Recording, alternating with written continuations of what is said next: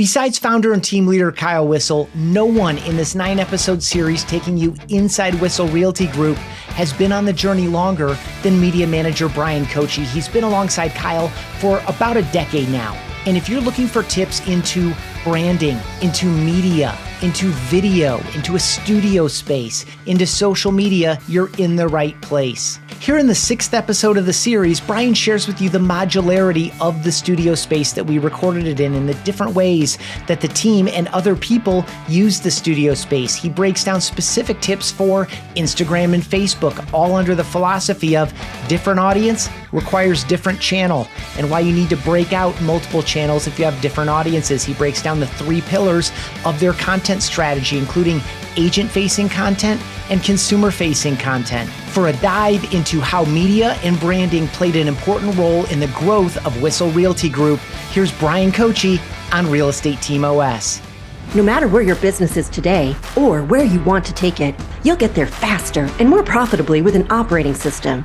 Welcome to Team OS, your guide to starting, growing, and optimizing a real estate team. Here's your host, Ethan Butte. Bryan, thank you so much. I'm so appreciative of all of your work around this. First of all, on the Whissel Way podcast, which I very much enjoy and have learned a lot from. Second, and we're going to talk about that. Second, for welcoming us into this studio that I assume you had a lot to do with building and allowing us to just kind of plug in and get going. And then third, for doing so much work in coordination and making this whole Inside the Team series work. So thank you and welcome. You're welcome and thank you. It's I'm glad we're able to use the space. We love this space. We built it so it could be very modular, and we've rented it out, and our agents use it. We, like you said, we use this spot for the podcast. On the opposite side, we use it we have a green screen, we do headshots. So I love utilizing the space, in especially new and unique ways. And yeah, this is our Whissel Way podcast, and you texted me last night. Hopefully we didn't mess it up too much. I said, it's supposed to be modular. It's supposed to be changed. So I love it. So you're welcome. Awesome. Thank you. So we're going to get into all that, particularly the space alone. I mean, I'm sure it's something that a lot of folks have, but are maybe looking to level up or don't have and realize that it'd be a huge benefit. You already mentioned agents. When you're building a team and building a company that's based on agent production, certainly having media is a big part of that. But we're going to start where we always do, which is a must-have characteristic of a high-performing team. I'm going to say a lot of things come to my mind. My first thought is communication, trust. But I'm going to say structure. I've been with Whissel for almost 10 years now. And we have gone through lots of iterations, and we're the best performing now than we've ever been because we've really built a structure, and we can't even take credit. We use EOS, the Entrepreneur Operating System.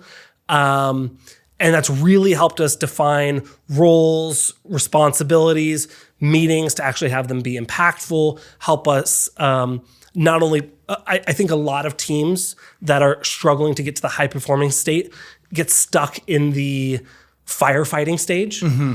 I'm going to talk about this because something came up, and we still deal with that, and we work through that every week.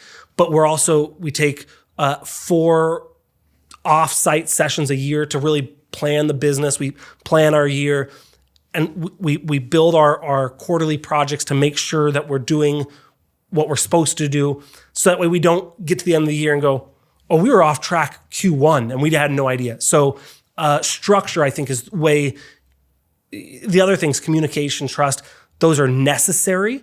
Without any of those, you can't be a high-performing team. If you don't trust each other, you can't move forward. But structure is really what took us from one level to the next. Awesome. Really good. You've built a team yourself. You mentioned you've been here almost a decade. So I'd love to get 2 sides of that decade kind of in hindsight. One of them is, the team and the growth of the media production stuff and kind of the role, the way those things reinforced each other. You could probably, and then the other one is the team itself. Talk a little bit about the state of the team that you run and this operation that you run and how that's changed over the years. Yeah, so I'll start at the beginning and then I'll go to now. I came in, we had probably 20, 25 agents, and this was 2015. And I was the media and marketing manager. And so Kyle was like, you do the media, I'll teach you marketing, it's fine, we're good to go. And we set up I had a 10 by 10 room. He said, you can have any office you want. I said, I want the one with no windows. So he had a 10 by 10 room. I had my computer and all my camera stuff in one half of it. And I had a green screen on the other half. And so we did that for about 2.5 years, where I was doing all the property photos, the videos, the recording the meetings, the automations, all the stuff. Now, it sounds like a lot, but we were doing it for a small team. So doing that now. And to be clear, recording the meetings was for including in maybe your learning platform? Correct. Yeah, yep. Cool. Yep, just for posterity's sake, right? Recording, we did a radio show, and so I would do that, and we would live stream that. And so I did that, and then Kyle was like, hey, you need to get some help. We're growing. And I said, no, I got it. And I was burning out. Right. But I was like, I can do this, right? Yeah. Which is, I think, typical for a lot of people. Like, no, this is my job. I don't want someone else to do it.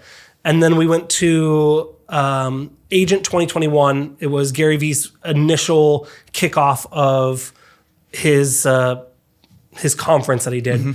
And it was in Miami. It was in the Dolphins Stadium. I thought that we were going to be like in the stands. No, we were on the field, and there was like 200 people there, 300 people there. It was awesome. And I talked, we talked, and I talked to D-Rock a little bit, who's Gary Vee's guy. And he's like, you got to build a team. And so on the flight back, I'm like, all right, Kyle, I'm ready to build a team. And he goes, okay, we'll find someone part-time. I go, no, we need it full-time. This is what we're doing. And so from there, I grew my team. I hired a photographer. People always go, well, where do you find your photographers? This one I found in the prison. He was a correctional officer, but I found him in prison. And so I brought him on. We then brought on another photographer. We had a Zillow partnership at the point where we needed another photographer. He left. We brought in another. So we've kind of grown as our team has grown. Now there's me and one other photographer, and we have a handful of guys and gals on our international team. And a lot of times you'll hear people call it the VA team, the virtual assistants. But I think with that comes a lot of mindset of what they are. Oh, they're just other people. And we can go on a whole nother rant of that. But I love my international team. They're phenomenal.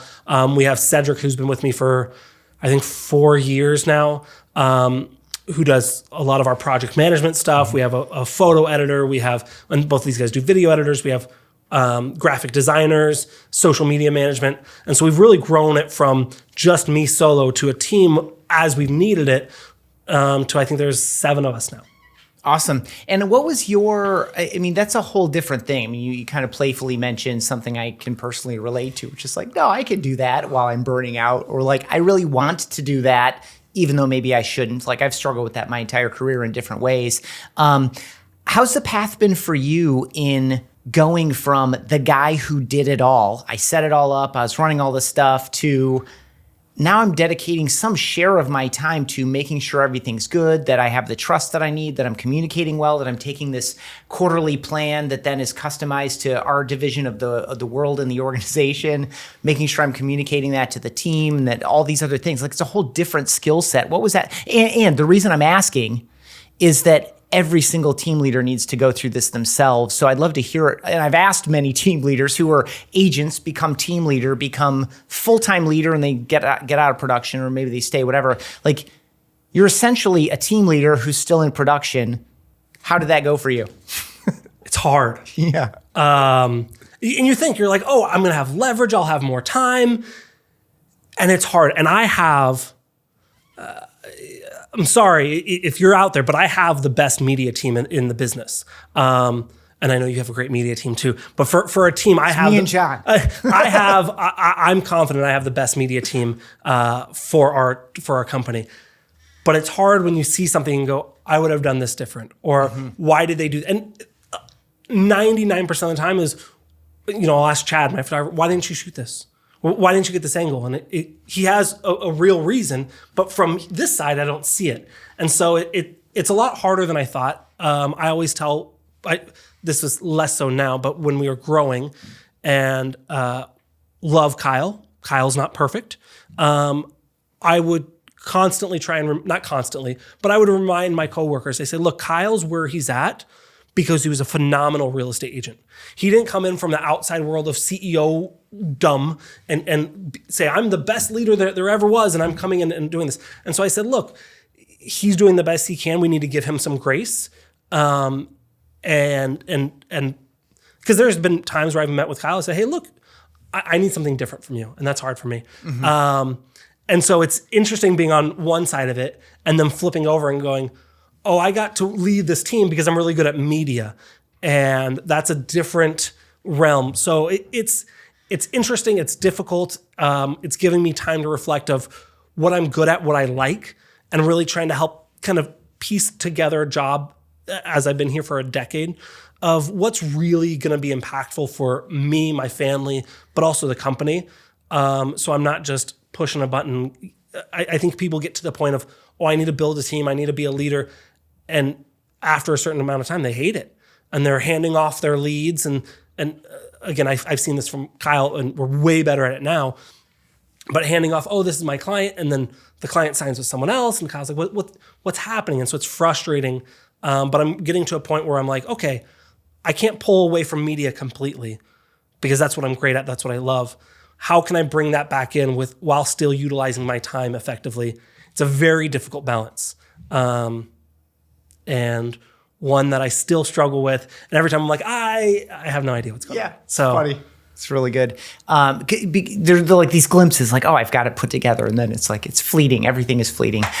Which brings me to media in general. How has the company grown, the brand grown, production grown relative to this media work? I'm talking either to someone who maybe is underinvesting or really hasn't even committed to media besides maybe whipping out their iPhone and doing some Instagram reels now and then, which is still a thing. That's a real thing. Which I think is phenomenal. Yeah. I tell people, I say, I think you need to have a mix of high production and I don't mean this negatively, but a low production. I think I don't either. You and I share a lot of philosophy on low production. I think the low production, the lives, the reels, that really humanizes people. That you see them as a real human, and I think that's massively important. I think where people miss, especially when they get into this realm of lights and studios, they do all high production stuff, which is great. It shows you as an expert. It shows you as someone that's committed. It shows you as a great leader. Like, people see that and they go, wow, your brain can't diminish or distinguish TV versus high production YouTube. They go, it's the same thing. And so someone gets a high production YouTube studio and they go, wow. But then you get to, I've heard agents go, oh, my neighbor sold their house because they think I only sold $1 million listings now. Or they think I'm too busy, or they think I'm building this team. And so I think having that balance is super important. But what I think is mostly, and I'll have to be careful how I say this, but please, you can edit this out if you need to. What I think real estate agents are often fearful of is someone's going to come and take their job. Whether it be AI, whether it be the big players, whether it be mega teams, whether it be newcomers coming, someone's going to take your job. And what I tell them is what AI can't do, what Zillow can't do, is build relationships within the community, and that's what we've built our business on, is building relationships in the community. So that way, when you're showing a home and you go, oh, hey, for lunch, go hit up Swagoo here in La Mesa. Tell Steve it's on me. Like, tell him I say, hey, tell him to bill me. Or oh, when you go here, did you know that Mount Nebo, which is part of Mount Helix, Babe Ruth actually used to advertise for Mount Nebo. So like, that's pretty cool. And so like that, those little things that you get from learning from the Historical Society, that you get from meeting the community, and that you can show on video, not only does it show that you're the neighborhood expert that AI can't be, right? But it builds that relationships, and this is a relationship business. And so I see media, and I wish I remember the guy who said this because he said it phenomenally. It was on Clubhouse. Do you remember Clubhouse? Oh, I do. He said, video is just a conversation at scale. And so that's why I tell every agent that comes in here, they go, oh, the lights, and I'm scared. And I go, no, you're not on stage in front of 10,000 people. Even if this video gets 10,000 views, you're just having a conversation with one person. And I always make fun of my mom for this, and I love her so much for this. She would watch morning shows, not Oprah, but like Ellen or I don't know what the shows. Yeah, daytime, hour-long talk shows. Yeah, and they'd have guests come on, and she would always say, oh, I saw so-and-so. I saw Will Smith. I saw Tom Cruise. I saw whoever. I like him. He's a real person. Well, of course, Mama. Or of course he's a real person. She goes, yeah, but I see him as an actor and I see him as a bad guy, but no, he's a real person. And I said, that's what video can do. And that's why we built this spaces so people can get to know us. Whether that's high quality production like this or something simple with an iPhone or an Android or whatever, going around and doing reels. Yeah. Does that answer? I know I went kind of weird. No, that's good. That's good. I mean, for me, obviously, this is a relationship-based business. This is essentially a relationship-based sales organization. The idea that my personality, expertise, enthusiasm can spread and reach more people than I can reach in any given 12-hour workday. Video is doing that work for me. That's something. Was that Kyle's vision originally? Was he like just? I'm just thinking about bringing you on, committing to that, because a lot of team leaders didn't. They maybe outsource it. They do it like, every other Tuesday is my video day, so I have to have everything canned up. This is like, at some point, you and Kyle came to some shared vision of, we need this in-house all the time. Yeah, what he did is he said, let me break down. Let me look how much we're paying for photography, how much we're paying for video. He had Tom Ferry talked about it on stage. This was probably 2014. He talked about the flip video cameras, whereas the little white cameras that had a little USB flip out. I sold those at Best Buy. And so Kyle got one of those. He worked with viral marketing. Frank Kleset's big fan of him. And he said, okay, I need to do this more because we're outsourcing and paying here and here and here and here.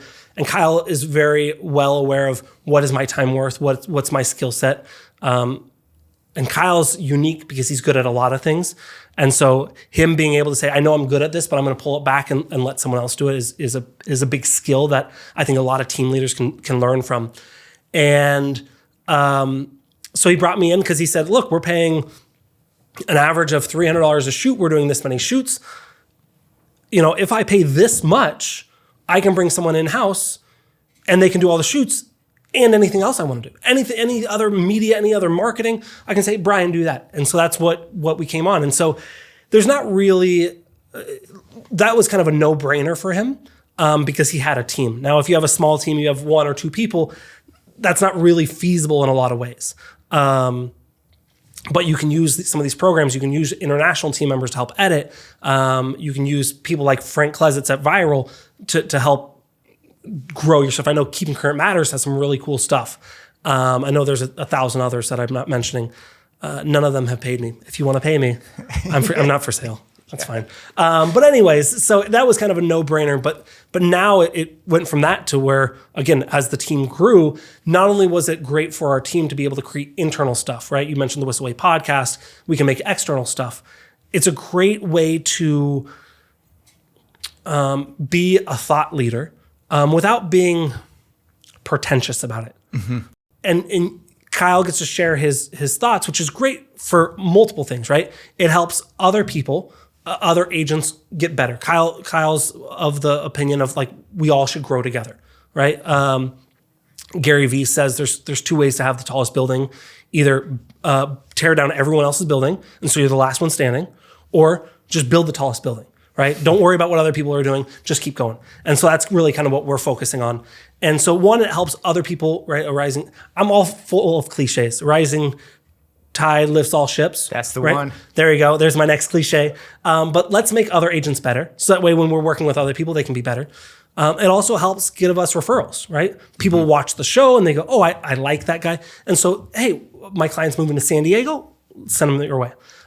It also helps with recruiting hugely because not only does it let people know what we're about and teach them the system, but it teaches them who we are fully. Mm-hmm. So if you watch the Whissel Way podcast, Kyle doesn't pull punches. He'll look straight to the camera and tell you you're messing up. He'll cuss, he'll be straight. And so some people say, I don't want that. And you know what? That's good. Don't come to our team. So it helps bring in the people that say, that's what I need, and helps people say that that's not the culture I want. And then, like we mentioned earlier, the studio is a great recruiting tool in saying, look, not only do you get all of the knowledge, all this the structure that we've built, all of our different teams, but you also have this studio to be able to use it to where our team will film, our team will do headshots, our team will edit. We had an agent here use it the other day. she was interviewed by someone like yourself, by a local radio host. And so they used our studio. So it's really cool to have this multi-purpose space. We also rented out. One day when I was gone, I got a text and say, "Oh, we put it on Peerspace. So-and-so rented your studio for 2 hours." So this is not only a great way to get referrals, great way for recruiting, great way for retention, because no one else has a studio this cool in San Diego. But it's a great way also to make some money on the side on utilizing either our team when we're slow to record stuff for other team members or other teams or other bakeries or whatever we can do, but we also can rent it out as well. Cool. Love it. I was going to ask, and you hinted at it a little bit already, but I'd love for you to go straight at this one.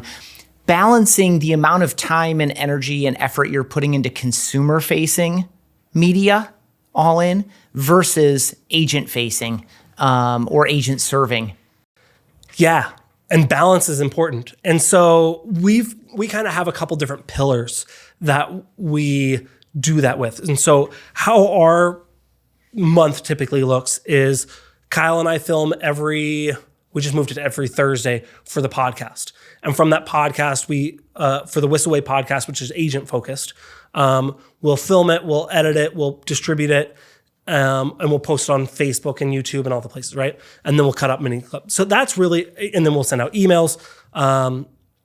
Can I plug a website? Please. TheWhisselWay.com. If you want more information about all of that stuff, TheWhisselWay.com is where you can see all that. So that's really kind of our pillar for agent to agent stuff. Now we're doing more stuff where we're having hosting local events and all sorts of things, but that's really our main pillar right now. The other two pillars that we focus on consumer stuff is one, I have Kyle come in once a month and we film 4 videos for consumers: a buyer tip, a seller tip, a market update, and something that's unique to us, our USP, a UVP. What do we offer that other people don't? I heard this from Dan Beer, and he's like, if you can all have the same program that you're promoting or that you have, but if only one person's promoting it, only one person has it. And so we have to make sure we continuously tell not only our consumers, but also our agents, hey, make sure that you're pushing our VIP because it's good for the buyer. Make sure you're letting people know about our 7-day listing launch because it's good for the seller, right? And so we do that. And then we also, so that's our By the way, labeling them to be able to refer to them easily. I love that too. Yep. Yeah. Kyle's a big fan of naming things, and he loves alliteration. So those two I didn't mention or weren't alliteration, but anyways. And so having those as kind of centers. And so we film that once a month, and then we release it weekly. And then we have the other pillar is our community focus. Like I said, when you go and get to know people. And so we go around to different businesses in East County. We started it with Santee, did 100 businesses in Santee once a week. Then we did to East County, which is a 15 zip codes versus 1 zip code, and focused on restaurants. And now we're doing it once a month where we're focusing on restaurants. We go in, we film with our team, we edit, we distribute. And people go, well, how many people say, I saw your video where you filmed, at Casa Gabriela, and I want you to sell my house? And I said, it doesn't work that way. It's not a one-to-one thing. But it's, what I tell people is, I say the pillar that when we do the buyer tip, the seller tip, that's great for when people they're at the very bottom of the funnel, right? They're ready to make a decision on who to hire. But if they're not looking to buy or sell, they're not gonna wanna watch, how to prep your home for sale. So how do we get in front of them? And how do we get to know them? And as I lovingly say about my mom, how do we get her to say, that's a real person, right? And so that's what we do, our community focus, and that's our Media Manager Mastermind, is we actually teach that as well, of how do we build this relationship with our community to where we're doing good things for them.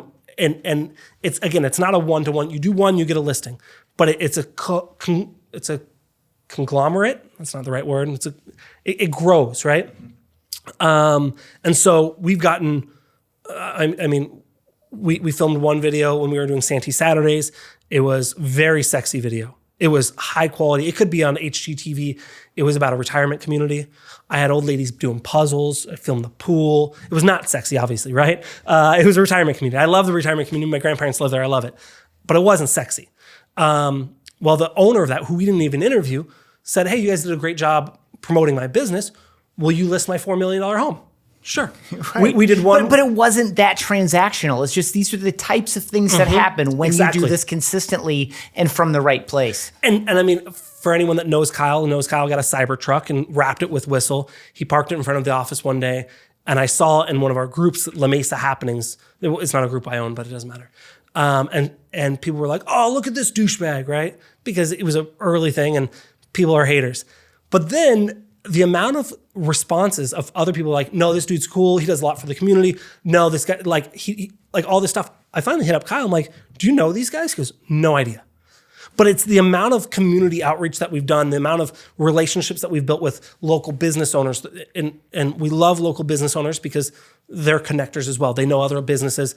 They're connected. So that was super important for us. And we've been doing that since April of 2015. So coming up on 10 years, we've been doing a series on the community, really building those relationships. Yeah, I remember you guys came onto, you and Kyle in particular, the two of you came onto my radar when you were doing Santee stuff. And I was like, man, and I felt like as obvious as the playbook kind of is, when you just kind of like walk it out, there's so few people executing it, A, consistently, and B, with this type of longevity. And so these benefits just, as you said, like compound. Yeah, I think Kyle and I really balance each other out because Kyle says, let's do this thing. We'll do it for a year. Let's go start tomorrow.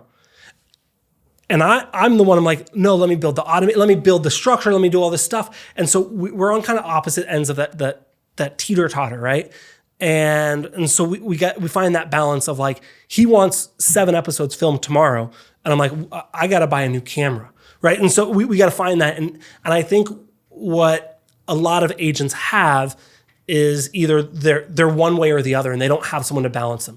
Either they're like me and they say, I want the step by step by step. I want all my T's crossed, I's dotted before I even start. That's how I live. Or they're like Kyle and say, let's just do it. I'm excited. Let's go, go, go, go.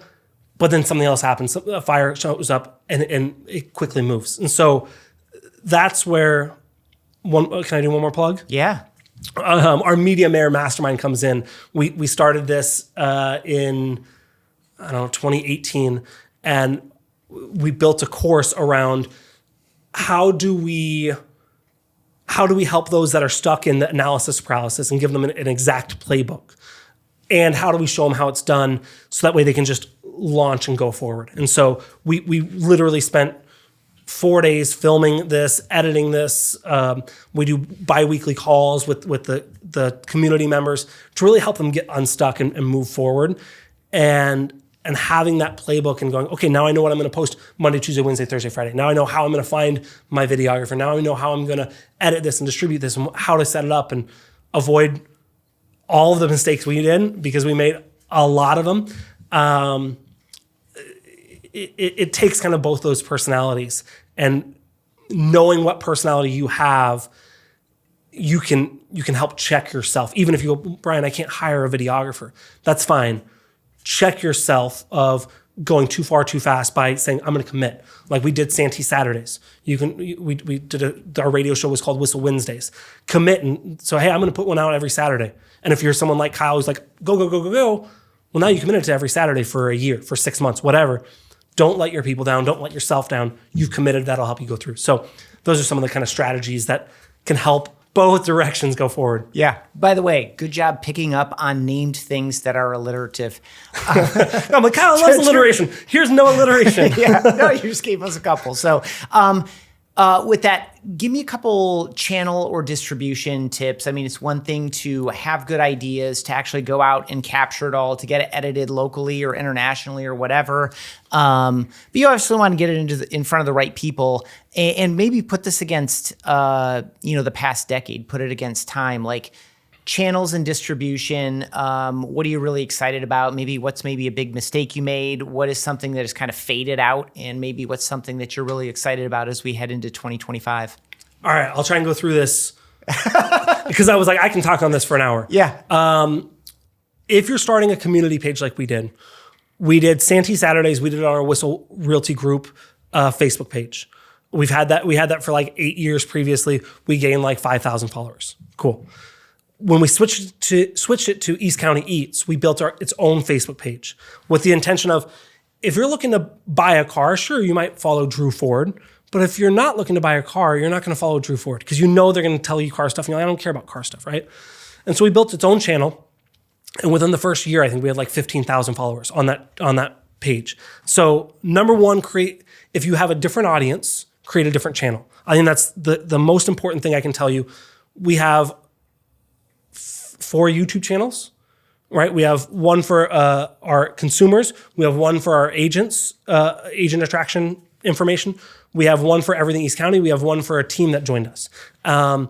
We have 3 Instagrams. We have 5 Facebook pages. So we have a lot. And I don't want you to hear this and go, oh shit, now I got to create 1,000 different things. Don't do it all at once. Grow little by little, right? But one is, if you're going to have a different audience, you have to have a different channel. If anything, if you're going to do agent attraction or agent referral type stuff, have that be different than your consumer stuff. Not because, and there's nothing that we say, and I listen very carefully. I don't want, and I've always listened to this. There's nothing that we say in meetings, in podcasts that's agent focused that I would be afraid of a consumer heard. We never say, and we truly believe this, we never say, all right, guys, this is how you screw over your consumer. This is how you trick them to buying a house that they can't afford. No. We never say that, and we don't believe that. And I believe 99% of the agents out there, probably 100% of the people that are listening to this, don't do that either. They don't feel that. So I'm not worried about them seeing. Appreciate your respect and excitement about this audience. Because if you're watching this, you're not watching this because you're like, oh, how am I going to get a quick hacks? Buck? Yeah, you're like, how do I build a business for long term? I know this. I'm just aware of that, and so we don't build long term businesses by screwing people over by finding the shortcut, right? And so, but I don't want you to. So I'm not afraid that consumers see it. They see it. But I don't want to confuse them. Let's pretend you love NASCAR and cooking. Let's pretend. Yeah. And you're like, oh, I'm watching NASCAR. And then the cooking channel goes on. And you're like, bro, it's I don't know when NASCAR is. Sunday, NASCAR day. I don't want to watch 4 hours of Rachel Ray. And then you're going back and forth. You have your NASCAR channel, I don't know. And you have your cooking channel. And so have them, even if that one audience go, well, my audience likes the real estate tips, but they also want to have different channels, right? So that's number one. I'm still a big fan of Facebook groups.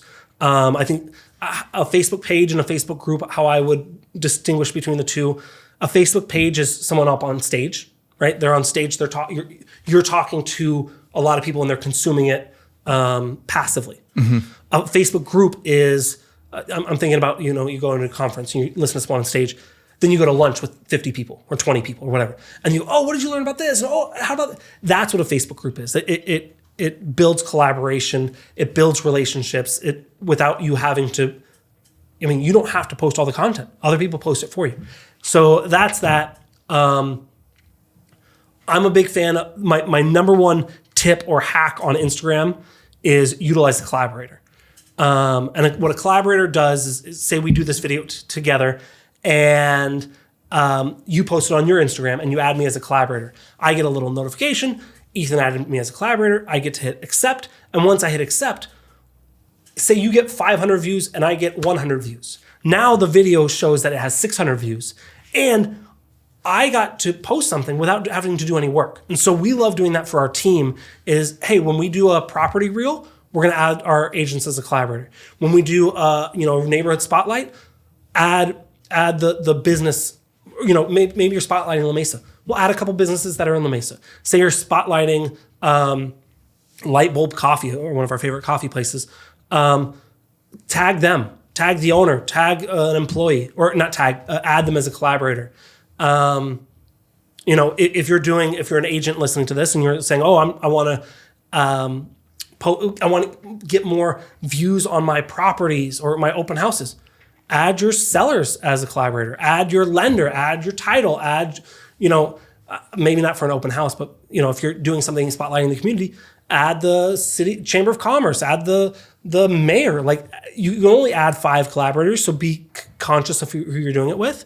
But now you're able to do the work and let other people benefit from it, which is doing them a solid. And now they go, look, I got 10,000 views, even though 9,995 came from me, 5 came from you. But now you get to show, hey, I'm important, I'm special. Yeah. I would also say that was great. That was a great rip through a lot of helpful ideas. That's why we have back buttons in our YouTube players and our podcast apps. So that's a good one to hit back on. The other fun thing about what you shared there about collaborators is you are now going to go out and find the Instagram handles of people you should probably be connected with and keeping track of anyway. Yep. So you can give a supportive comment, or you can share something that they're doing, or these types of things. It's fun just to round up like, oh, the Chamber of Commerce for this region, like, do they have an Instagram? Is it active? Should they be one of the 5 I can add or not? Tons of good stuff there. Yeah, and mix it around. I mean, what I wouldn't do is I wouldn't add the Chamber of Commerce as a collaborator if you've never spoken to them. Yeah. So start a conversation. Don't just randomly tag people or add them as a collaborator, because that feels spammy. Yeah. But start engaging with them. But again, if they have an Instagram, and a lot of Chamber of Commerces do, and a lot of them are very bad, not active, or very templated, or they don't feel human. Yeah. And you do this, and you're doing them a solid. And so now when they say, oh, I have another realtor that just joined the Chamber of Commerce, but they don't have a team and they want to join a team. Or, so-and-so is selling, they know that they're selling their business and they're moving to Arkansas. Why don't you connect? And now that you're doing favors and you're not doing this, and I want to be very clear, and I'll look at the camera even at this, you don't do this to be transactional.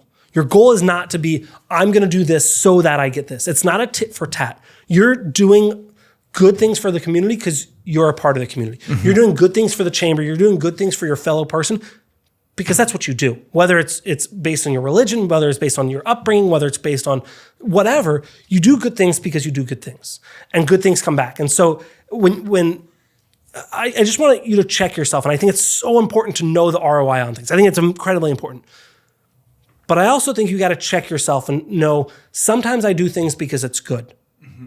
Sometimes I donate because it's good. Sometimes I help out this agent on the other side of the deal because it's good. Mm-hmm.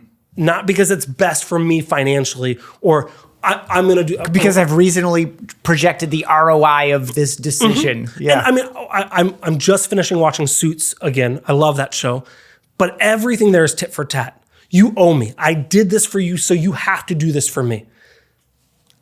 I don't live my life that way. Our team doesn't live our life that way. It's funny, Shannon, who you'll meet later, she had an issue. She's like, I can't host this morning huddle. Can you do it? And I said, yeah. She goes, I'll give you $50. And I said, no, don't give me $50 because I don't want to have to pay you if I need a favor. And so we do good things because they're good for people, and good things will happen back. Yeah, really good. I appreciate that philosophy very much. This has been an absolute joy.